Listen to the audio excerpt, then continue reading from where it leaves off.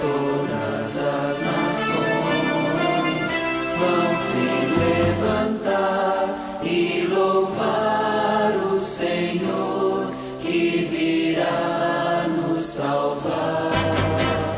Todas as nações vão se levantar e louvar o Senhor que virá. Aplaudir é o Senhor quem chega, aclamai, toquem as trombetas, exultai, Ele vem com toda a glória. Olá meus irmãos, seja bem-vindo a mais um vídeo do canal A Voz do Terceiro Anjo. Convido a cada um de vocês a fazer parte desse pequeno ministério, a nos ajudar no trabalho missionário, nos ajudando, doando livros e folhetos para nós aqui na região do Ceará, Vaz Alegre, para que nós possamos fazer o trabalho missionário de anunciar a volta do Senhor Jesus e a obediência a todos os seus mandamentos. O tema da nossa mensagem está aqui em Jeremias capítulo 6, falando um pouco sobre o cerco de Jerusalém. Anteriormente eu tenho gravado sobre Jeremias, falando da oportunidade que Deus deu a esta nação. Na verdade, Deus chamou essa nação para o arrependimento. Nós temos vários capítulos, que Deus faz justiça, que Deus chama o povo ao arrependimento, que Deus dá oportunidade de mudança. Só que esse capítulo 6 é o cerco de Jerusalém, ou seja, a oportunidade que Deus deu de mudança, de arrependimento, ela cessou. Esse capítulo também ele reflete aquilo que deve acontecer no tempo do fim. Nós temos a oportunidade da parte de Deus. Deus nos chama ao arrependimento. Deus nos chama à mudança de vida. E muitas das vezes nós rejeitamos a sua misericórdia e bondade. Só que chegará um tempo que Deus fechará a porta da graça. Terminará o tempo de oportunidade para todo aquele que quiser ir a Cristo. Há alguns comentaristas, teólogos, que dizem não, terá a oportunidade depois do tempo da graça, depois do fechamento da porta da graça. Isso é apenas mentira. Peço a você que fique nesse vídeo para que nós possamos compreender sobre esse sentido do cerco que aconteceu em Jerusalém. E quais foram as consequências que levaram ela a sofrer essa penalidade? E quais foram os pecados que levaram Deus a usar uma nação estrangeira para oprimir, para corrigir, para disciplinar o seu povo? Feche seus olhos e ore comigo. Graças te damos, ó Pai, pelo privilégio de te louvar e te agradecer. Pedimos, Pai, sabedoria e discernimento e que o teu bom e maravilhoso Espírito possa estar conosco. É o que eu te peço, Pai, e te agradeço em nome do Senhor Jesus. Amém. O nosso texto está aqui, na verdade, está em Jeremias capítulo 6, a partir do verso 1, que diz: Ó vós, filhos de Benjamim, reuni-vos para fugir do meio de Jerusalém. Soprai a trombeta e tecoai, e erguei um sinal de fogo em Bet-Arquerem. Pós do norte surge o mal, grande destruição. Eu assemelhei a filha de Sião a uma mulher graciosa e delicada. Os pastores com seus rebanhos virão até ela, e eles armarão as suas tendas contra ela, ao seu redor. Eles apacentarão cada um ao seu lugar. Preparai a guerra contra ela. Erguei-vos e permiti-nos subir ao meio-dia. Ai de nós, pois o dia declina, pois as sombras do entardecer se estendem. Erguei-vos e permitir-nos ir à noite. Permitir-nos destruir os seus palácios. Você pode ver que o próprio Deus está descrevendo, Ó vós, filhos de Benjamim, reuni-vos para fugir do meio de Jerusalém. Interessante que dentro de Jerusalém existia aquele povo fiel. Sempre na história do povo de Deus existiu aquele povo fiel. Aquele povo que obedecia, aquele povo que vivia conforme a vontade do Senhor. Em Ezequiel capítulo 9, verso 6, diz, eu vou ler o verso 4, que fala sobre o remanescente. E o Senhor lhes disse, vai pelo meio da cidade e pelo meio de Jerusalém, e põe uma marca sobre as testas dos homens que suspiram e choram por causa de todas as abominações que nelas são feitas em seu meio. Se nós ficarmos apercebidos aqui no verso 1 de Jeremias, diz, ó vós filhos de Benjamim, reuni-vos para fugir do meio de Jerusalém. E aqui em Ezequiel capítulo 9, verso 4, diz que vai pelo meio da cidade.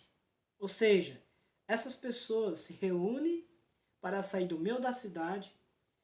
Neste momento, essas pessoas são seladas. Isso é uma simbolização daqueles que serão selados para o tempo do fim. Daqueles que não receberão as pragas da destruição.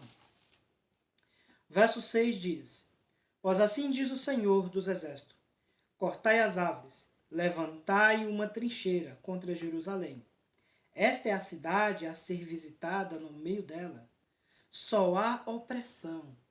Por que o Senhor trouxe um cerco para Jerusalém, um juízo para Jerusalém? Porque em Jerusalém só havia opressão, não havia justiça. Verso 7. Como uma fonte expele águas, assim ela expele a sua perversidade, violência, despojo, se ouve nela. Perante mim, continuamente, a tristeza e feridas. Ser tu instruída,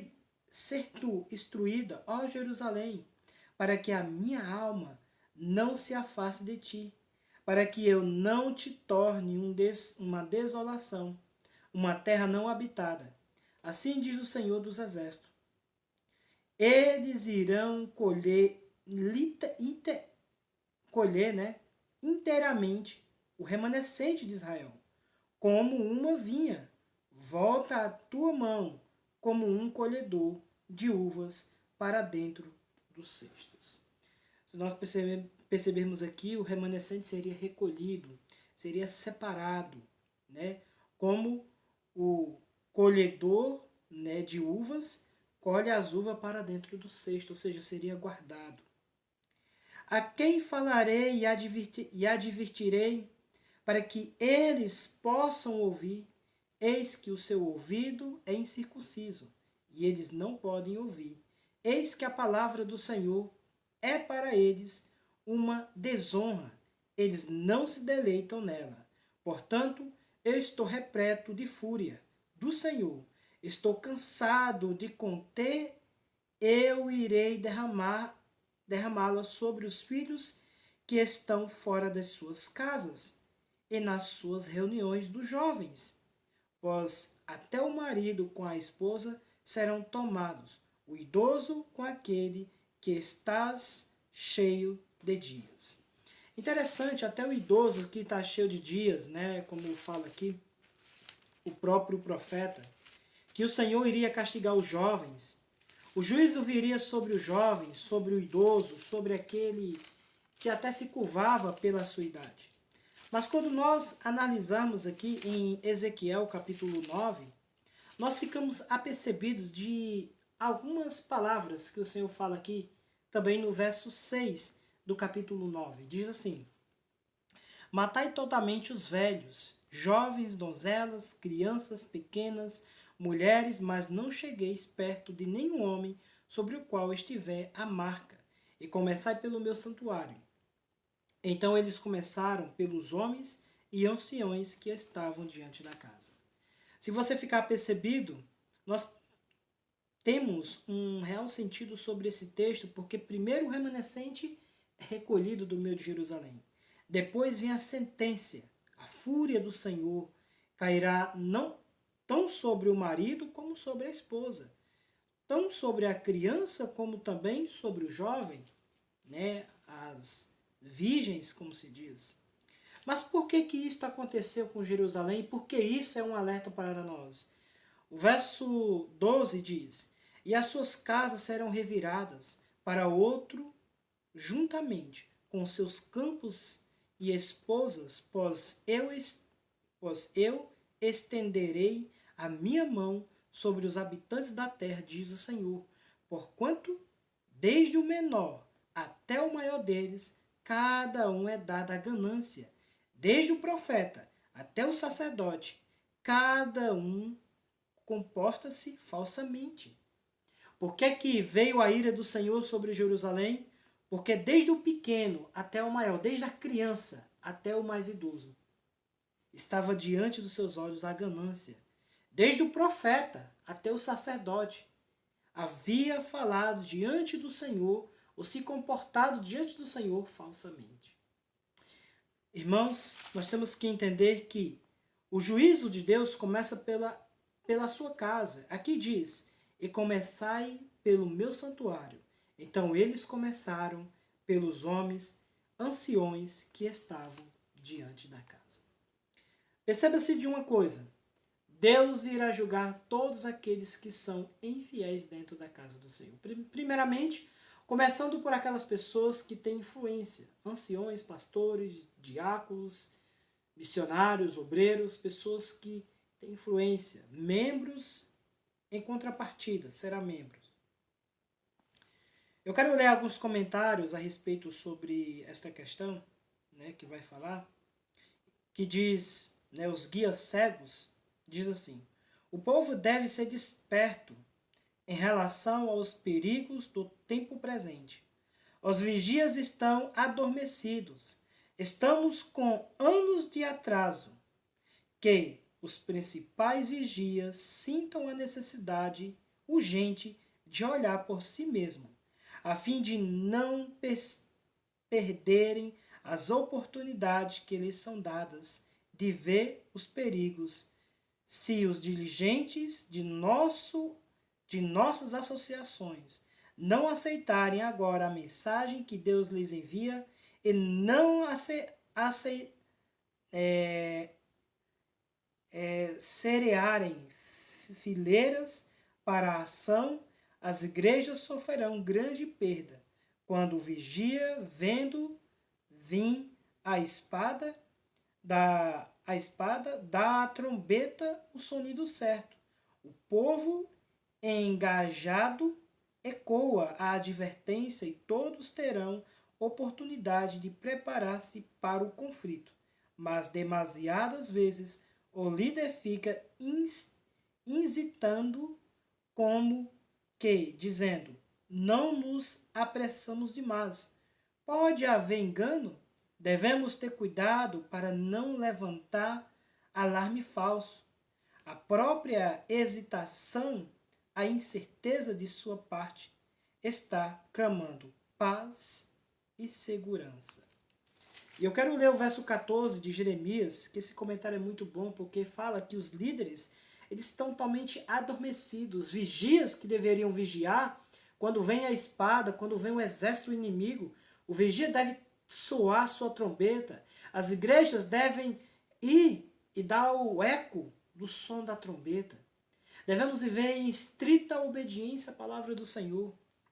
Aqui no verso 14 de Jeremias diz: e eles também curaram feridas, né, da filha do meu povo, superficialmente dizendo paz, paz, quando não há paz. Ficaram envergonhados quando cometeram abominação.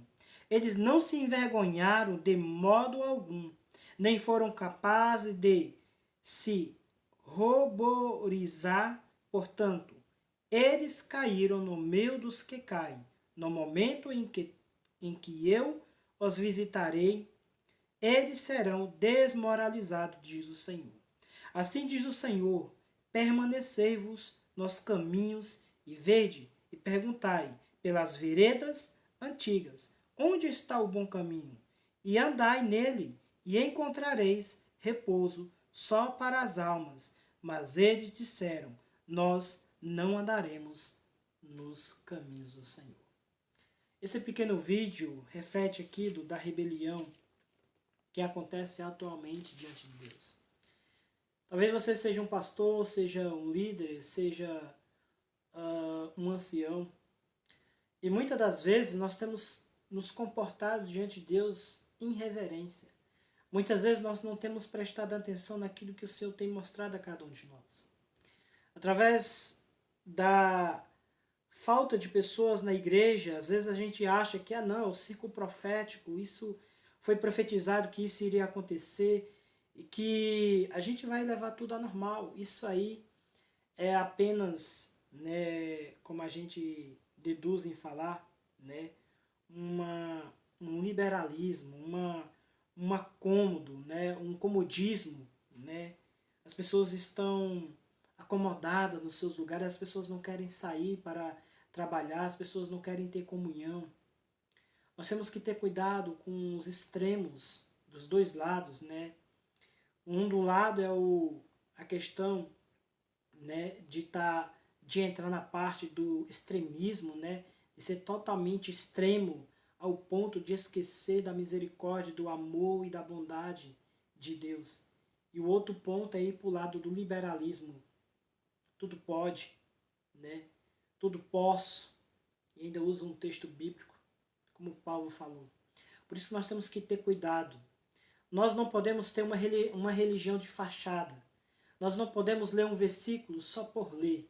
Nós não podemos pregar uma pregação no púlpito mecanicamente falando. Isso gera uma falsidade diante de Deus. E era isso que Jerusalém, e os profetas e os sacerdotes tinham praticado diante do Senhor. São esses pecados que são abomináveis diante de Deus. Por isso que eu convido a você a orar, a buscar incessantemente a presença de Deus, a presença do Espírito Santo, para que nós possamos compreender profundamente os desejos que Deus tem para a nossa vida. Nós temos que se preparar porque Jesus está às portas, meus irmãos. Nós não podemos dormir, nós não podemos ficar adormecidos no banco da igreja, nós não podemos ficar nos iludindo com este mundo perverso. Nós temos que ir avante no trabalho missionário, na evangelização e principalmente na comunhão com Deus. Desejo um ótimo sábado a cada um de vocês. Foi um pequeno vídeo para que nós possamos entender o real sentido que Deus procura em cada um de nós. Eu quero deixar o último versículo aqui, que está aqui em Deuteronômios, capítulo 10. Eu acho que muitos daqueles que são cristãos verdadeiros conhecem esse versículo e colocam em prática em suas vidas.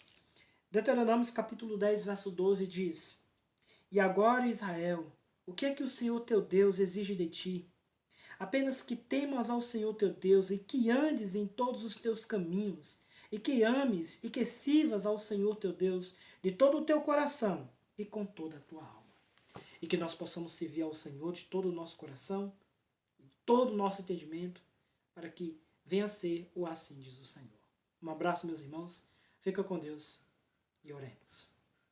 Graças te damos, ó Pai, pelo privilégio de louvar, de engrandecer, de entender, Senhor, que aos pecados nos leva à separação de Ti. Nós precisamos, Pai, do Espírito Santo, nós precisamos, Pai, compreender mais, Pai, essas verdades. Abre, Senhor, a nossa mente e o nosso coração. Nos batiza, Senhor, com o Espírito Santo. É o que eu te peço, Pai, e te agradeço. Em nome do Senhor Jesus. Amém. Fica com Deus, meus irmãos. Um abraço e que o Espírito Santo conforte a cada um de nós. Feliz sábado. Amém.